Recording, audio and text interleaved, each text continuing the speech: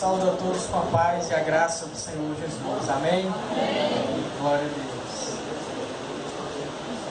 Vamos abrir nossas Bíblias no Evangelho de João, capítulo 14. Dá para me ouvir direitinho aí?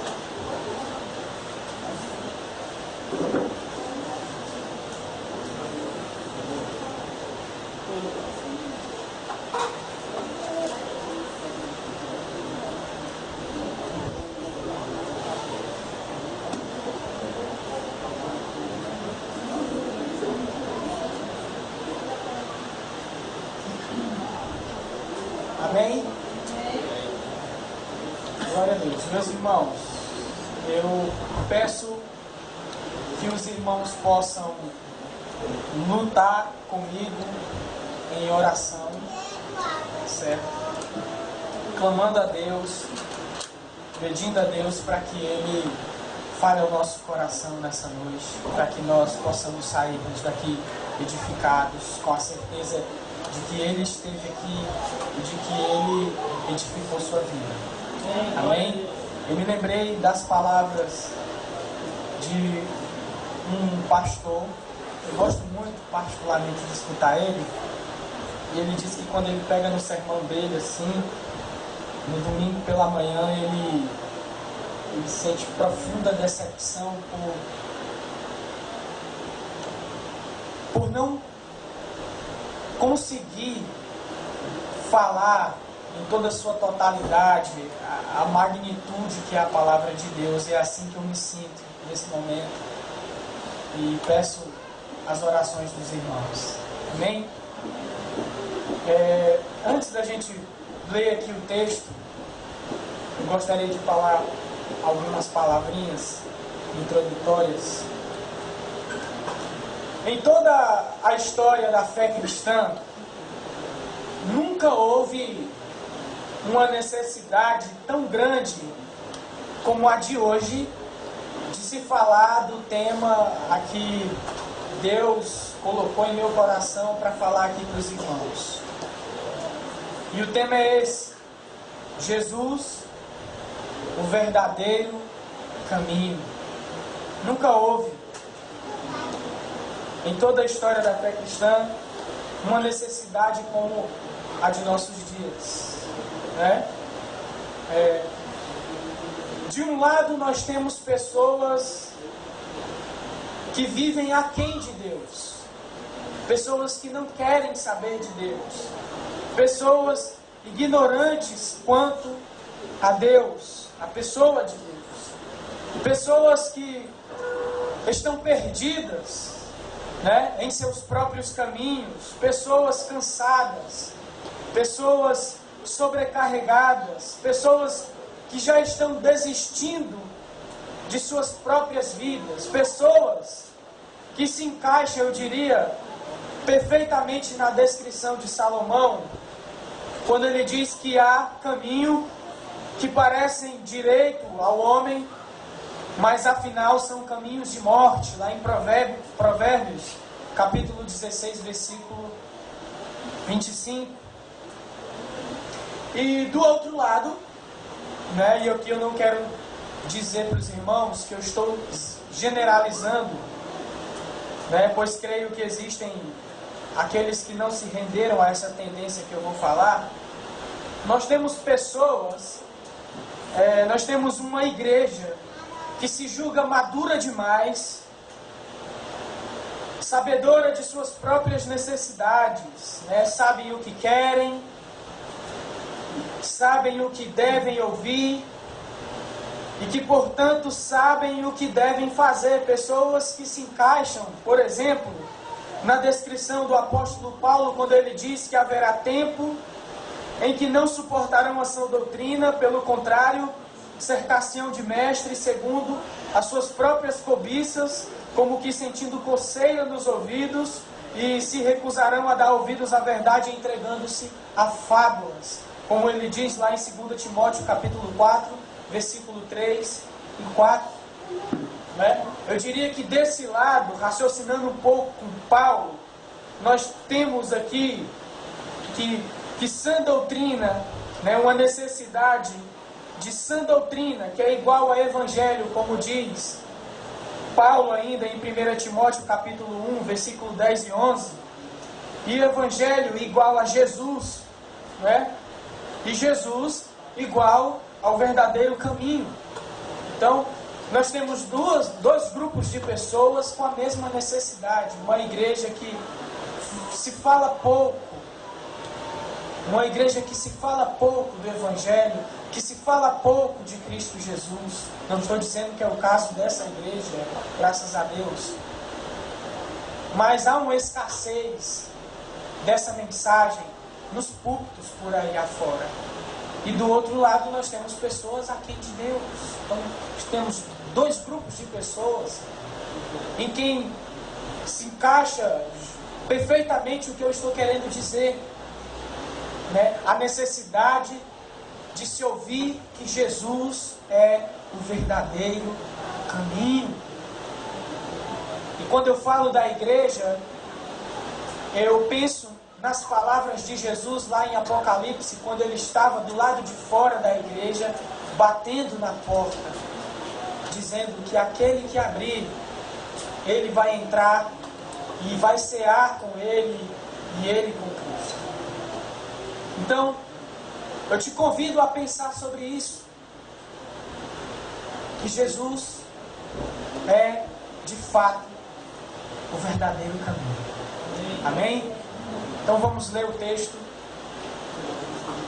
Está em João capítulo 14, versículo 1 ao versículo 6. Leiamos. Eu irei ler aqui na versão NVI, tá?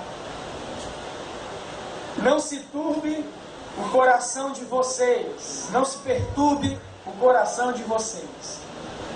Creiam em Deus, creiam também em mim. Na casa de meu pai há muitos aposentos. Se não fosse assim, eu lhes teria dito: vou preparar-lhes lugar. E se eu for e lhes preparar lugar, voltarei e os levarei para mim, para que vocês estejam onde eu estiver. Vocês conhecem o caminho para onde eu vou. Disse-lhe Tomé: Senhor, não sabemos para onde vais. Como então podemos saber o caminho? Respondeu Jesus: Eu sou o caminho, a verdade e a vida. Ninguém vem ao Pai a não ser por mim. Ore juntamente comigo.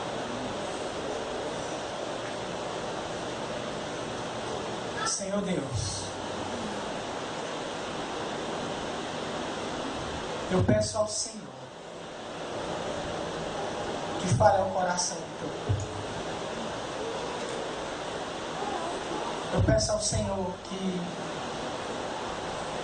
não saia ideias, não saia achismo daqui, mas somente a tua palavra, somente o que tu tens para nós. Como eu gosto sempre, Senhor, de deixar claro que o Senhor conhece o meu coração, mesmo antes de eu falar, não para manter algum tipo de status, mas para que o teu povo seja edificado e vá para os seus lares com a certeza de que tu esteve aqui e falou ao coração. É o que eu te peço, Senhor. Eu te agradeço. Em nome de Jesus. Amém.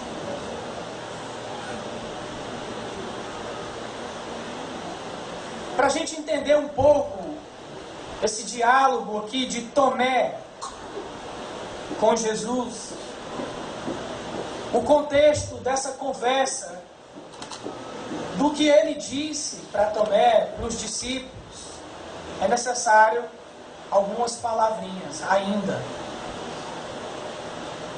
No capítulo 12, a partir do verso 12, não precisa ir lá. Jesus ele entra em Jerusalém. Todo o ministério de Cristo Jesus, todo o ministério de nosso Senhor, ou seja, os seus 3 anos e meio, a rota ministerial dele foi noutras regiões, ou pelo menos nos arredores da cidade santa de Jerusalém. Porque a partir do momento que ele adentrasse Jerusalém, a partir do momento que ele entrasse em Jerusalém, se iniciaria a fase final do propósito da encarnação dele, do propósito da vinda dele ao mundo, certo? Esse mundo encharcado de pecado. E qual era o propósito da vinda de Cristo? Sua morte numa cruz, e 3 dias depois, sua ressurreição, como resgate e substituição do miserável homem perdido. Eu, você. Esse era o propósito da missão de Cristo. E aqui, nessa passagem, após ele ter sido recebido com honra, com numerosa multidão, ele então decide passar os últimos instantes de sua vida com seus discípulos. Ele não deixa que aquela pompa, aquela recepção tirasse do foco do momento que marcou a história da humanidade em antes e depois, em AC e DC, antes de Cristo e depois de Cristo, que era a cruz. Ele não deixou que aquela multidão gritando Hosana, Hosana nas alturas, pudesse tirar o foco. Então ele passa os últimos instantes de sua vida, as últimas horas de sua vida com seus discípulos, falando, ensinando, relembrando e até precavendo dos efeitos colaterais desse evento, de sua morte na cruz. Amém? Então, é nesse contexto que ele fala da partida dele, que ele vai ter que ir, que ele vai na frente, preparar tudo para um dia buscar os seus, que nele perseverou, que nele esperou, que nele depositou toda a sua confiança e sua fé. Mas Tomé não entendeu. Não entendeu. Não entendeu. E nessa confusão, nesse não entender de Tomé, é que surge a pergunta que está lá em João, no capítulo 14, que nós lemos no versículo 5, quando ele diz: Senhor, não sabemos para onde vais, como saber o caminho?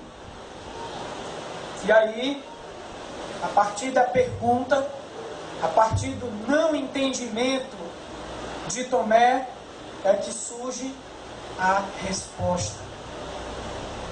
Que ele diz: eu sou o caminho, a verdade e a vida, e ninguém vai ao Pai a não ser por mim, que nós lemos no versículo 6. E é nessa resposta, mais precisamente nesse versículo, que eu convido a você a meditar comigo nessa noite. Amém?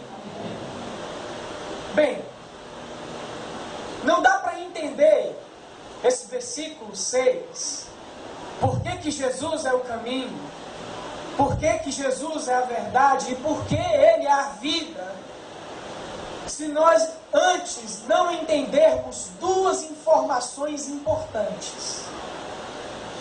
Duas informações importantes, extremamente importantes, que ambas,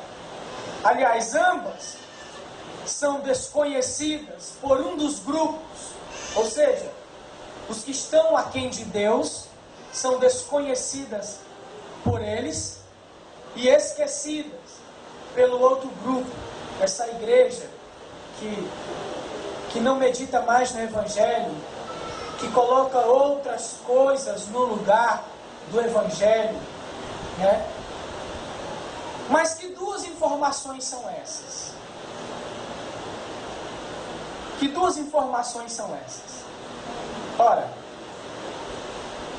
o que as Escrituras testemunham sobre Deus, sobre a pessoa de Deus, e o que as Escrituras testemunham sobre a pessoa do ser humano, sobre quem é o ser humano. Eu vou repetir. Não dá para entender porque Jesus é o caminho, porque Jesus é a verdade, porque Jesus é a vida, se não entender quem Deus de fato é. E quem não entender quem de fato o ser humano é. Então vamos considerar essas duas informações para a gente chegar até a conclusão do porquê que Jesus é o caminho verdadeiro. Por que Ele é a vida? Porque Ele é a única via. Por que não existe atalho? Por que só tem que ser por aqui? Amém? Amém? Vamos começar pela primeira informação que eu citei. A informação sobre a pessoa de Deus. O que as Sagradas Escrituras dizem sobre Deus? Bem, eu quero começar dizendo que as Escrituras testemunham que o nosso Deus é um Deus santo.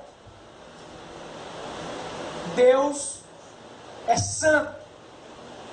Como diz em Abacuque, capítulo 1, versículo 13, que Ele é de tão puros olhos, que não pode contemplar o mal.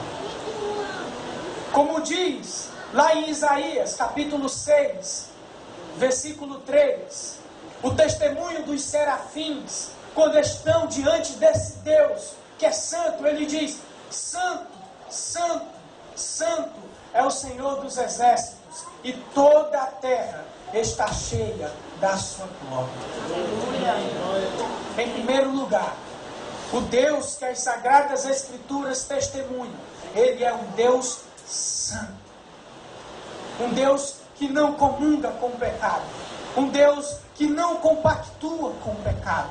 Um Deus santo. Um Deus santo. Um Deus perfeito. Um Deus inerrante. Amém? Amém. Segundo, Ele é um Deus verdadeiro. Uma verdade inviolável. Diz Números, capítulo 23, versículo 19, Ele não é homem para que minta, e nem filho do homem para que se arrependa. E diz também em Isaías, capítulo 59, versículo 3, lá vai falar que Ele não é de forma alguma conivente com a mentira. Esse é o Deus das Sagradas Escrituras. Um Deus verdadeiro, onde na sua boca, na sua palavra, na sua atitude, na sua ação, não há mentira. Ele é um Deus essencialmente verdadeiro e jamais será conivente com a mentira. Amém. Jamais aceitará a mentira. Esse é o Deus que as Sagradas Escrituras testemunham. Em terceiro lugar, Ele é um Deus justo.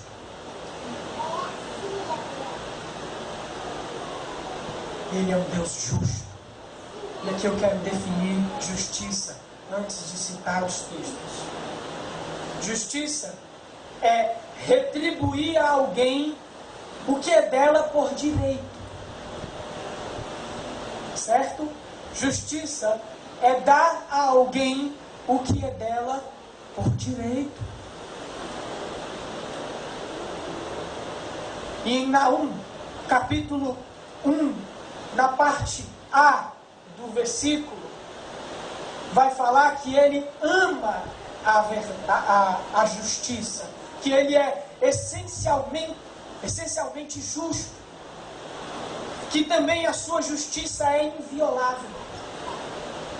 Em Salmos, capítulo 11, versículo 7, vai falar que ele não toma o culpado por inocente e nem o inocente por culpado. Ou seja, ele não é conivente com a injustiça. Esse é o nosso Deus. Esse é o Deus que as Sagradas Escrituras testemunham. Onde nas suas páginas estão encharcadas deste testemunho. E essa é a parte que muitos gostam. Eu desconfio que essa é a única parte que as pessoas gostam. Em quarto lugar, que Ele é um Deus de amor. 1 João capítulo 4, versículo 8 e versículo 16 vai dizer que Deus é amor. Deus é amor. Mas eu quero fazer aqui uma observação. Deus, ele não pode ser amor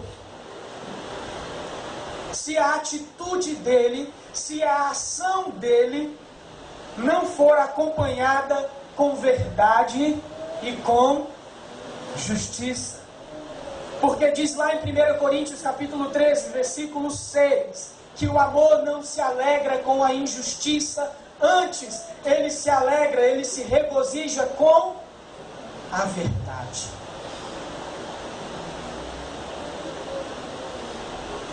Eu disse essa observação, meus irmãos, porque essa é a única parte que as pessoas escolhem do caráter de Deus. Deus é um Deus de amor.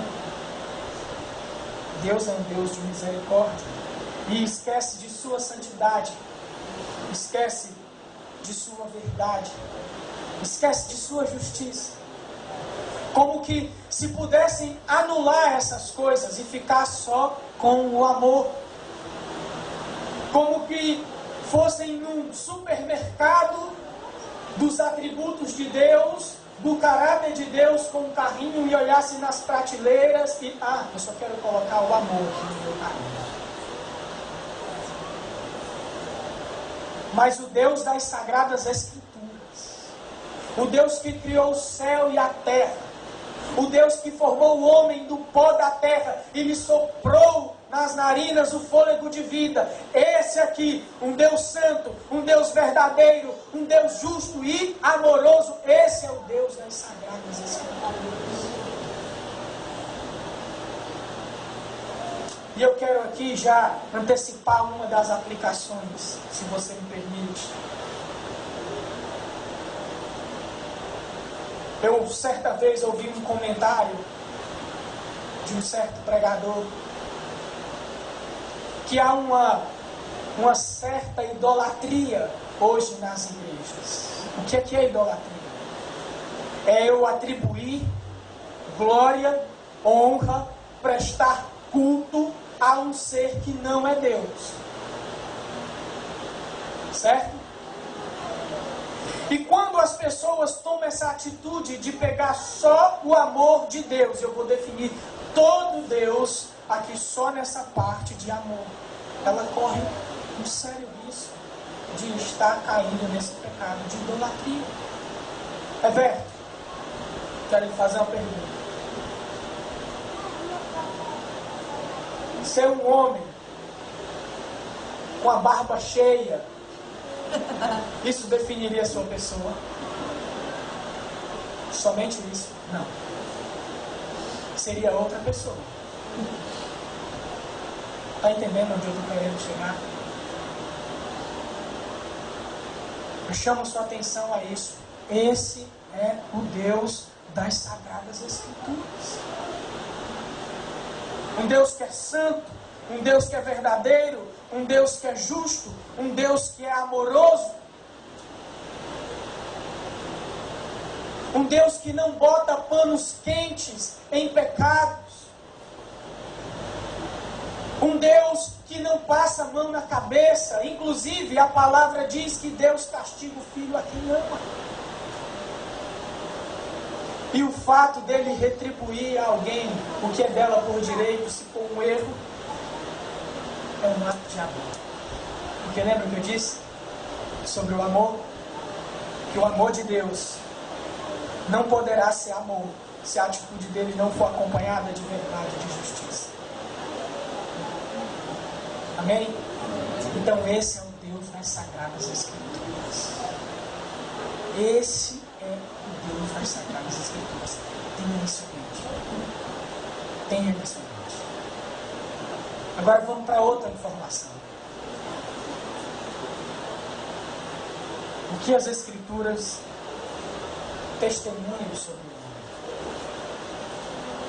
E eu peço para, por favor, se alguém quiser me pegar depois do culto, lá fora. Agora não, tá bom? O que as Escrituras testemunham sobre o ser humano? Não é boa coisa. Não é boa coisa. As Escrituras testemunham sobre o ser humano que ele é morto espiritualmente. Efésios capítulo 2, versículo 1 ao 3. Vós estáveis mortos em delitos e pecados, que seguiam o curso deste mundo. O mundo esse dominado pelo príncipe da potestade do ar, do espírito que agora atua nos filhos da desobediência. E seguia as vontades da carne e dos pensamentos. E eram merecedores da ira, como também os demais. Romanos capítulo 5, versículo 12. Por um só homem entrou o pecado no mundo, e pelo pecado a morte. E a morte passou a todos os homens, porque todos pecaram. Isaías capítulo 59, versículo 2. Os vossos pecados fazem separação entre vós e Deus.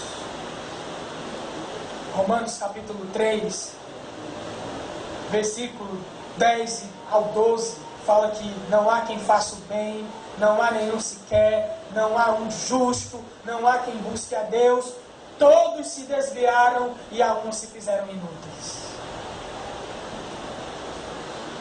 É assim que a Bíblia, em primeiro lugar, descreve o ser humano: morto espiritualmente, por causa dos pecados, por causa das transgressões. Quero ilustrar dessa forma, se você tem dúvida do que eu estou falando. Eu quero tentar viajar um pouco aqui na maionese com vocês. Se fosse possível, ter uma porta USB na sua cabeça. Todo mundo sabe, né? Ah, claro que todo mundo sabe. Eu aqui não sei o que é porta USB. Né? E fosse possível colocar um pendrive na sua cabeça. E eu selecionasse apenas uma semana dos seus pensamentos. E colocasse aqui no data show, aqui atrás. Você teria coragem de chamar todos os seus amigos, toda a sua família, toda a igreja aqui do Gereissati para assistir uma semaninha dos seus pensamentos? Quem tem coragem? Eu tenho certeza que você faria que nem eu. Correria o máximo que pudesse, assim, de tanto pavor, de tanta vergonha que seria mostrar uma semana dos nossos pensamentos. É assim que nós somos, naturalmente. É assim que o ser humano é. É assim que as Sagradas Escrituras testemunham sobre nós, seres humanos. Quero destacar uma segunda coisa. As Sagradas Escrituras testemunham sobre nós, seres humanos, de que nós naturalmente somos inimigos de Deus.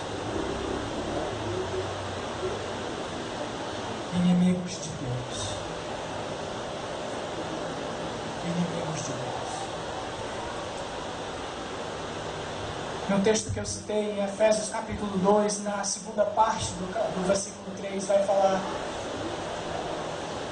que nós éramos filhos da ira, objetos da ira de Deus, da justiça de Deus, do juízo de Deus. Tiago capítulo 4, versículo 4 diz: adúlteros e adúlteras, vocês não sabem que a amizade com o mundo é inimizade com Deus? Portanto, aquele que quer ser amigo do mundo torna-se inimigo de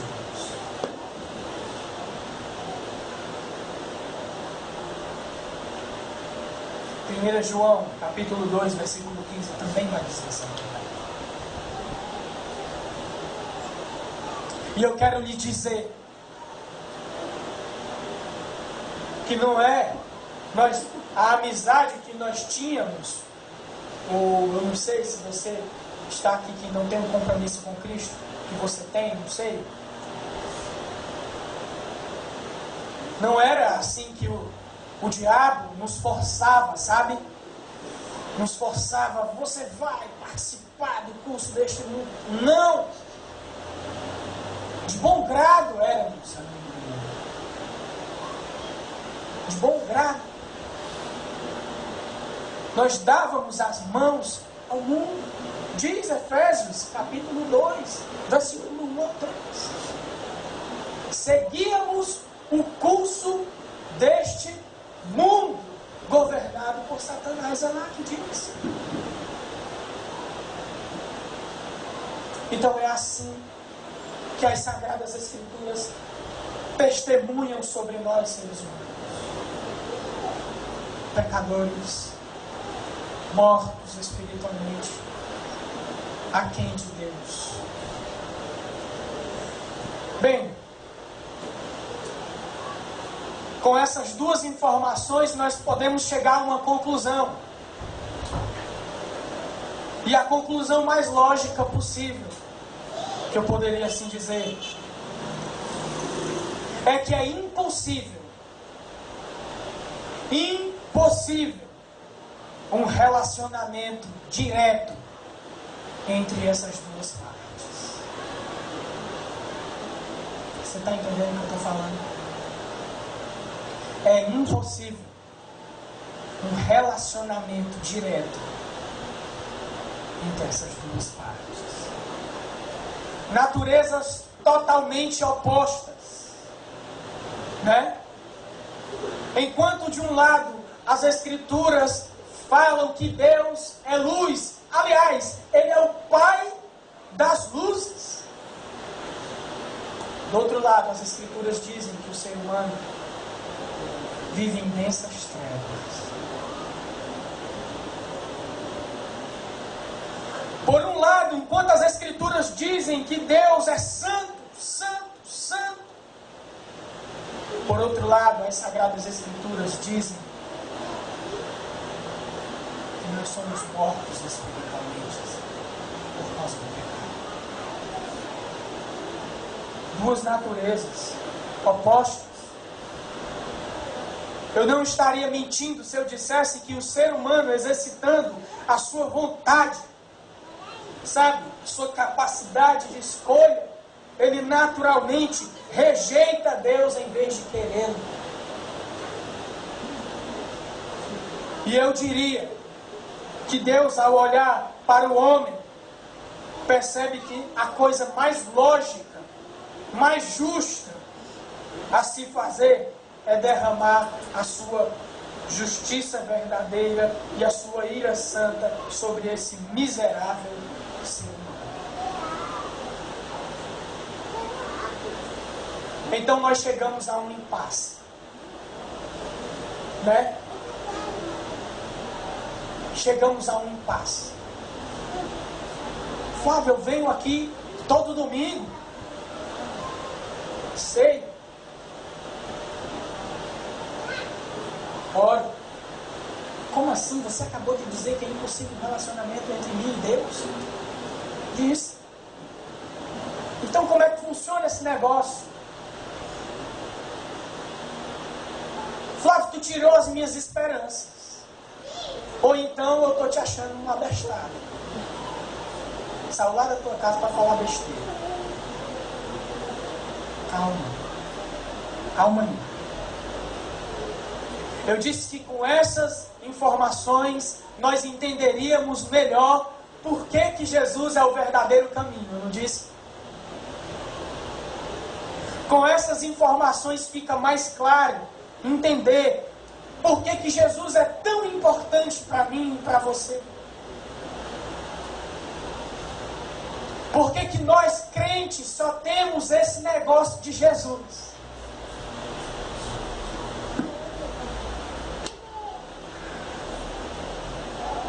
Ora, meus irmãos, perdoe-me se eu chorar. Vamos considerar aqui os seguintes versículos, as seguintes passagens. Gálatas capítulo 3, versículo 13, diz lá que ele se fez maldição em nosso lugar, porque escrito está: maldito todo aquele que for pendurado no madeiro. Ele, Jesus, é o nosso substituto. A maldição que cabia a nós, a justiça, a ira sobre os nossos pecados, ele tomou sobre si lá na cruz. Ele é o nosso substituto. Fica mais fácil entender. Fica mais fácil entender porque que a gente diz, pregadores dizem que ele é o reconciliador. Porque lá em Gálatas capítulo 1, versículo 20, fala que Deus escolheu reconciliar consigo nele todas as coisas. Amém. Escolheu reconciliar em Cristo esse inimigo dele, que é eu e você.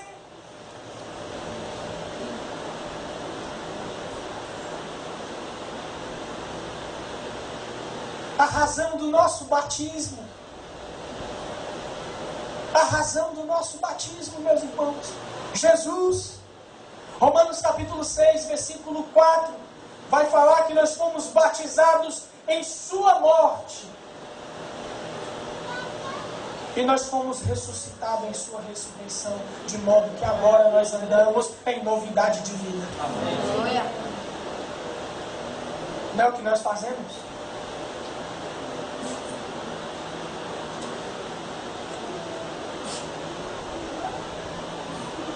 Fica mais fácil entender porque Jesus é o Cordeiro que tira o pecado do mundo, aquele Cordeiro lá de Isaías capítulo 53. O Cordeiro que Deus se agradou, moeu, como diz no versículo 10 desse capítulo 53 de Isaías. O Cordeiro que levou as nossas enfermidades. O Cordeiro que pelas suas pisaduras nós fomos sarados. As suas pisaduras com sua cruz rumo ao Gólgota. Que por nossas transgressões ele foi transpassado, moído pelas nossas iniquidades. O Cordeiro que tira o pecado. E fica mais claro ainda, meus irmãos, entender esse versículo que a gente cita de cor. João capítulo 3, versículo 16. Porque Deus amou o mundo de uma tal maneira que deu o seu Filho unigênito para que todo aquele que nele creia não pereça, mas tenha a vida eterna. Jesus, a manifestação máxima do amor e da graça de Deus. É por isso que ele é o verdadeiro caminho. É por isso que é o que nós temos, meus irmãos. É por isso que ele é o fundamento da igreja. A pedra angular. É por isso que Ele é o fundamento das nossas vidas. Como Ele diz lá no final do Sermão da Montanha, que um homem que ouve as palavras dele e as pratica é semelhante a um homem que construiu a sua vida, a sua casa, em cima de uma rocha.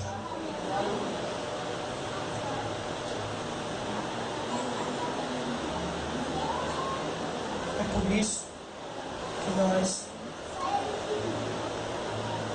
depositamos todas as nossas forças, a nossa confiança, a nossa esperança em Cristo Jesus. Não tem para onde correr, meus irmãos. Não é outra coisa. Não é método. Não é psicologia. Não é força própria. Não é uma campanha de 7 dias de jejum. Não é pular a fogueira santa. Não é passar no manto do Pai das Luzes. Não. É Jesus. Glória a Deus. É Jesus. É Jesus.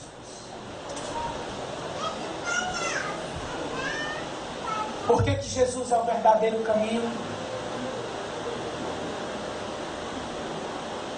É porque Ele é a esperança para um ser humano morto em delitos e pecados. Um ser humano inimigo de Deus, que está diante dEle, o 3 vezes santo, o verdadeiro Deus, o justo Deus, o amoroso Deus. E este Deus está prestes a derramar a sua justiça sobre o pecado e quem o carrega em sua vida. E Jesus é a boa notícia. Ele veio trazer reconciliação. Ele veio trazer vida. Ele veio nos substituir dessa terrível situação. É por essa razão, por esse motivo, que Ele é o verdadeiro. Amém? Ainda tenho de forma mais direta ainda algumas palavrinhas, 2 palavrinhas. A primeira, eu quero me dirigir a você que está aqui nessa noite e não tem um compromisso com Jesus. Eu acho que ficou evidente para você. Não existe outro caminho. Não é uma questão que dependa do seu esforço ou da sua justiça própria, mas de Cristo e da cruz. Pare de se enganar com essa desculpa de que eu vou quando eu me sentir pronto. Você nunca vai se sentir pronto. Nunca. Pare com essa desculpa, pare de se enganar, dizendo que eu vou quando eu sentir, eu achar que é a hora, porque você nunca vai achar que é a hora.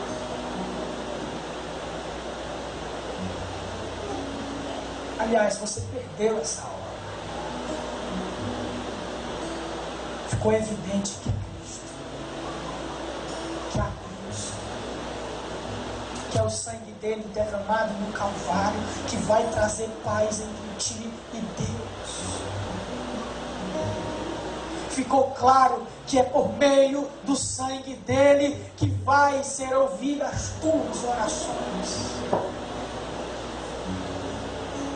Ficou claro que a esperança só tem sentido nele. Não confie na sua própria força. Não confie na sua sabedoria. Desista disso.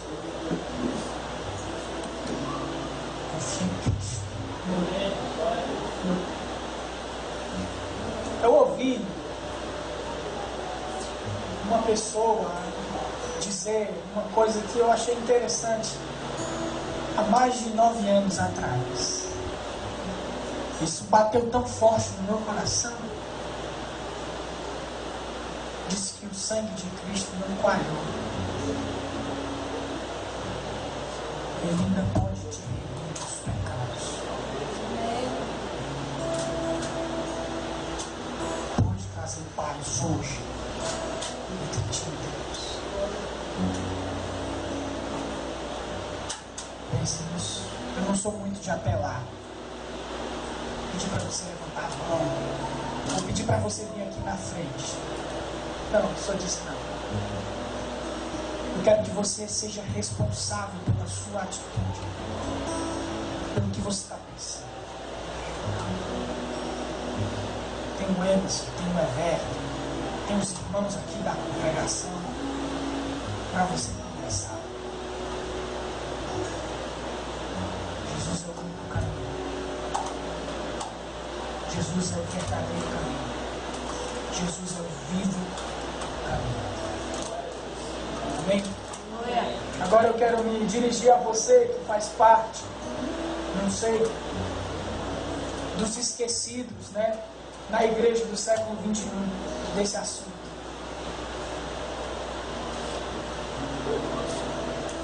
Não existe método,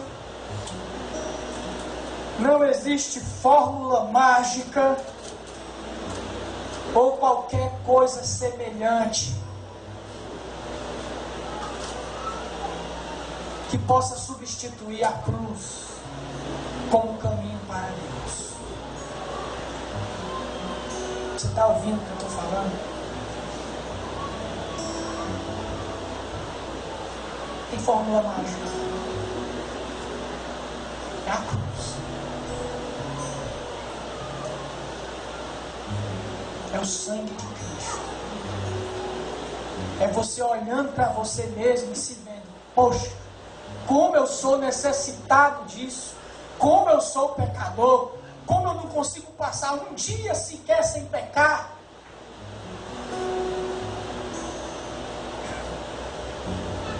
E recorrer à cruz.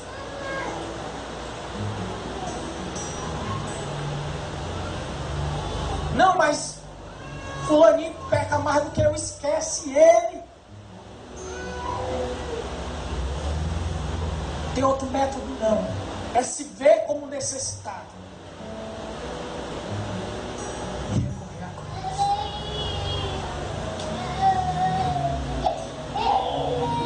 Nada, absolutamente nada pode tomar o lugar da cruz. Nada, absolutamente nada pode tomar o lugar do Evangelho. Psicologia 1. Conselho de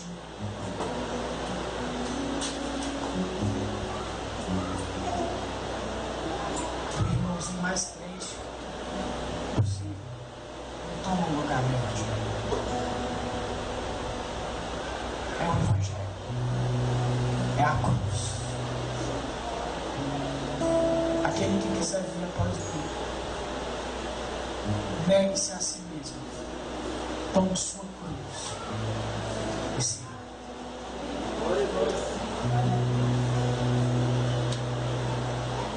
Eu gosto de dizer, meus irmãos, que se um dia eu for impedido de fazer qualquer coisa, se Deus me tirar tudo e Ele me deixar só com a mensagem do Evangelho, para mim é tudo. Porque é nela que eu me agarro, é nela que eu confio, sabe? É nela que eu me sinto seguro. Só nela. Pense nisso. Que Deus em Cristo nos abençoe.